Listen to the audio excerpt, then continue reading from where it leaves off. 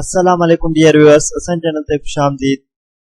जीअं तव्हांखे ख़बर यूनिवर्सिटी ऑफ सिंध जी एडमिशन हली रही आहे ऐं एंट्री टेस्ट पूरी थी चुकी आहे त काफ़ी डेज़ खां कैंडिडेट्स पुछी रहिया हुया सिंध यूनिवर्सिटी जो जेको आहे पासिंग मार्क्स ठाहिनि। अॼु सिंध यूनिवर्सिटी तरफ़ां ऑफिशियली पासिंग मार्क्स अनाउंस कई वियूं आहिनि। सिंध यूनिवर्सिटी जी एडमिशन कमेटी जी मीटिंग खां पोइ इहो डिसाइड कयो वियो आहे त सिंध यूनिवर्सिटी जी प्री एंट्री टेस्ट में जिन भी कैंडिडेट्स 3 या उन का वधिक मार्कूं खयूं आहिनि त उहो पास करार ॾिनो वियो आहे।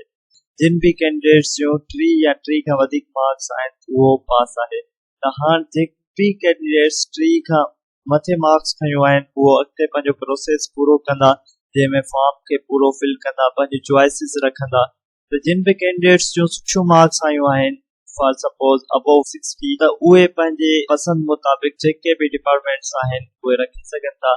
ऐं सिंध यूनिवर्सिटी में अगर तव्हां एडमिशन वठण चाहियो था ऐं तव्हांजो स्कोर थोड़ो घटि आहे त उन्हनि कैंडिडेट्स खे मां इहा सलाह ॾींदुसि त उहो जेको आहे पंहिंजो चॉइसिस तक़रीबन फुल रखनि। जेके भी तव्हांखे चॉइसिस ॾिनियूं वञनि मैक्सिमम त तव्हां पंहिंजो मैक्सिमम चॉइसिस रखो। त उन सां छा थींदो, तव्हांखे यूनिवर्सिटी ऑफ सिंध में एडमिशन मिली वेंदी ऐं को भी डिपार्टमेंट सुठो या ख़राब ना हूंदो। तव्हांजी महिनत डिसाइड कंदी आहे। कंहिं भी शोबे में अगर तव्हां महिनत करे पढ़ंदो त तव्हां जेको आहे अॻिते कामयाब।